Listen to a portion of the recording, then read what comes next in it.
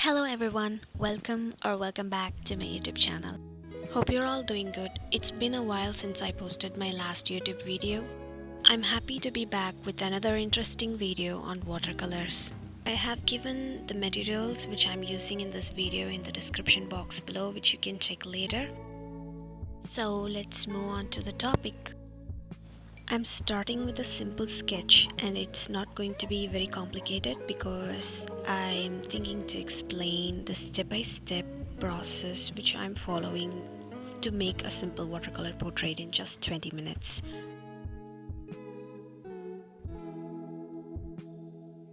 I'm going to use peach, orange and yellow for the skin. The reason why I add a bit of orange is to make it visually appealing and bright. And I'll be adding a little bit of water to dilute it for the secondary layer. I'm adding green for the initial layer for the skin. So this is going to be our base layer. The reason why I'm adding green is that our face is not completely brown or peach or black. It has a pinch of green complexion in it. As you can see, I'm preserving the highlights in the forehead, center of the nose and the chin area, because once the colors are laid we cannot take it back. So I'm trying to preserve the highlights at the initial layer itself. If you're not leaving any space for the highlights and simply coloring everything, then at the end you can just use white for the highlights. But if that is a very small space, it will be perfectly fine. But if it's a large area like the highlight in the forehead or something, if you give white for the entire space, I don't think it would be looking good. So as long as you're using watercolors, I would preferably say to leave space for the highlights at the initial stage itself. Now I'm adding the skin color which we have mixed initially, just like how I laid my base layer. I'm going to cover the highlights in this layer in order to give it a natural skin glowing effect.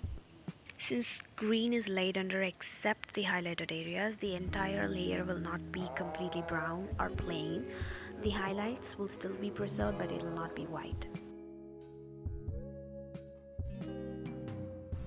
I'm adding burnt sienna for the shadows.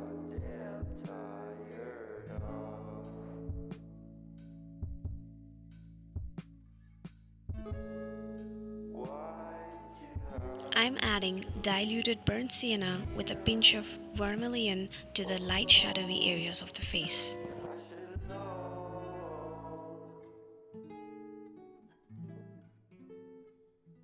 I'm adding burnt sienna and vermilion without diluting to the dark shadows of the face. I'm adding blue plus burnt sienna to the eyebrows of the face because it's not completely black or brown. And the same for the eyes and their shadows.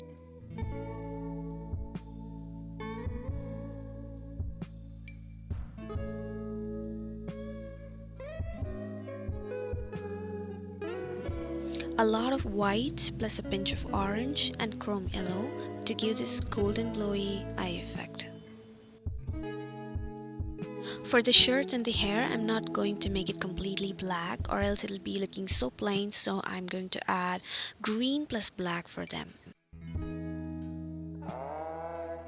As soon as the base layer is done and it's still wet, you can add the individual hair strands. This is called dry on wet technique because my brush is completely dry only with the paint and the paint is not completely dissolved. As you can see that the hair strands are still visible, which makes it looks like real hair. I'm adding a dilute mixture of blue plus black to make it a subtle gray so that the portrait will actually pop out.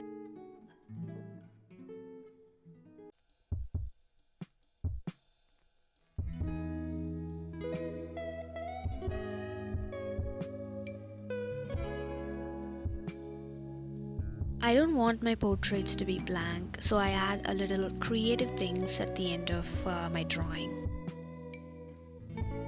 Thank you for watching my video. Hope this video went interesting and useful. I will come up with another interesting video very soon. Until then, take care. Bye bye.